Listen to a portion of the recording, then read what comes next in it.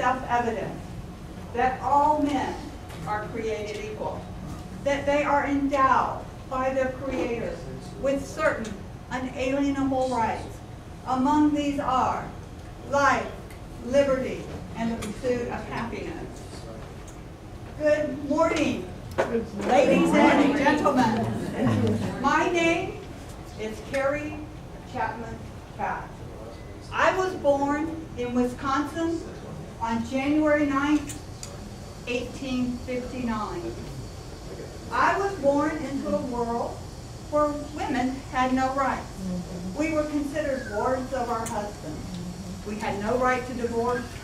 We had no right to own property. And we most certainly had no right to vote. When I learned that I was going to be speaking with you today, I went up into my attic and found some documents that I had made copies of that I'm going to share with you today. And I brought 3 of those. And the first one is from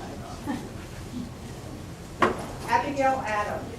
Abigail Adams wrote this letter to her husband on March 31st, 1776.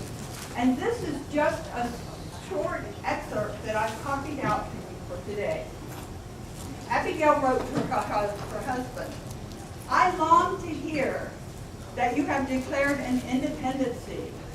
And by the way, in the new code of laws, which I suppose it will be necessary for you to make, I desire you would remember the ladies and be more favorable and generous to them than your ancestors. Do not put such unlimited power into the hands of the men. Remember, all men would be tyrants if they could." Abigail Adams was something else. If particular care and attention is not made to the ladies, we are determined to foment a rebellion and will not hold ourselves bound by the laws in which we have no voice or representation.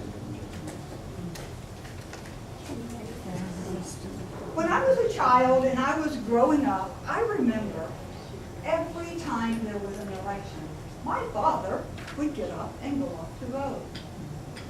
My mother never did. And this went on, and finally, I asked my mother why this was so. And she explained to me that by law, women were not allowed to vote. This happened throughout my growing up years. But then I left home, went to college, where I was the only female student. I graduated, I became a clerk, and then a teacher, finally a principal, and eventually I was appointed the first woman superintendent of schools. I entered the fight for suffrage and our right to vote in 1887. And today I'd like to share just a few things with you about this journey.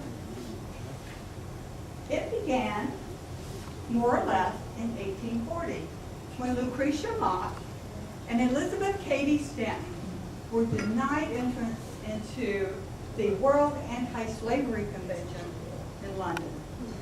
Needless to say, you can only imagine how upset they were. On their way back home, they met with some of their other women friends and decided that they would start a women's convention in the United States. And in 1848, they finally held the first women's convention in Seneca Falls, New York. And this is believed to be the beginning of the women's rights movement in America. In 1868, Susan and Elizabeth, Susan B. Anthony and Elizabeth Cady Stanton, started their newspaper called The Revolution. And I was so impressed. The masthead for this paper was, "Men, their rights and nothing more. Women, their rights and nothing less." In 1872, Susan decided she would vote, and she did. Well, that was not legal. They arrested her. They tried her. And at their trial, she was not allowed to testify in her own defense. The judge found her guilty and fined her. But Susan was bound and determined that she was not going to pay this fine. And the judge made a critical mistake when he asked her if she would like to address the court. Not good on his part. Because this was her response. May it please your honor, I shall never pay $1 of your unjust penalty. All the stock in trade I possess is a $10,000 debt incurred by publishing my paper, The Revolution, 4 years ago. The sole object of which was to educate all women to do precisely as I have done. Rebel against your man-made, unjust, unconstitutional forms of law that tax, fine, imprison, and hang women, while they deny them the right of representation in the government. And I shall work on with all might and mains to pay every dollar of that honest debt, but not a penny shall go to this unjust claim. And I shall earnestly and persistently continue to urge women to practical recognition of the old revolutionary maxim that resistance to tyranny is obedience to God.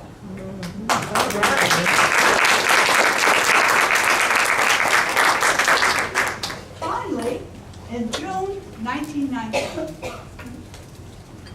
the 19th Amendment was passed. And then began that long journey of ratification. In August 1920, I was so fortunate to be in Nashville, Tennessee, where supporters and opponents of women's suffrage gathered and began this intense lobbying effort. Those who supported suffrage wore yellow roses. Those who opposed suffrage wore red roses. When they had the final roll call, Harry Byrne was a young Republican. He wore a red rose. He was not for suffrage. But what the people did not know, Harry had in his pocket a letter from his mother in which she urged him to vote for ratification. You can only imagine the gasp in the room when the roll call was made and they called his name and he said A instead of nay.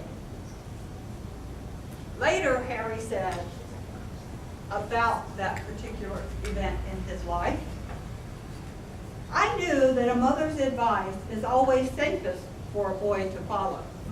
And my mother wanted me to vote for ratification.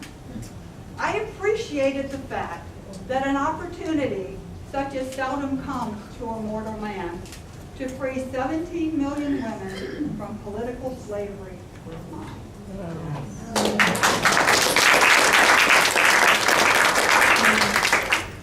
Harry's vote that day made Tennessee the 36th and final state needed to ratify the 19th Amendment. Many fought their whole adult lives for suffrage. Susan B. Anthony, Lucretia Mott, and Elizabeth Cady Stanton gave a combined total of over 140 years to their cause, and they did not live to see us enfranchised.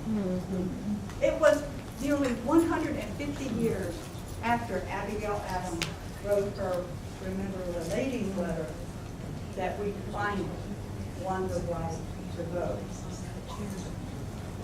Now, you all know that I am not Carrie Chapman Catt. Well preserved. It would have been a hell of a facelift. Yes. If I were, I would think that this might be the closing I would have given to this particular speech. You cannot imagine the joy and sense of fulfillment I felt on that day, just last year, on November 2nd, 1920, when I walked into the polling place and cast my vote for the very first time. I know that we have such a long way to go before we achieve true equality. But my dream is that in 100 years, women, all women, no matter their race or ethnicity, will have achieved full equal rights under the law. That they will be endowed with certain unalienable rights of these: life, liberty, and the pursuit of happiness. I hope that the women who go into the vote, every time they go into vote, they will think about their sisters and remember them for the fight they made so that each of them would vote. Thank you.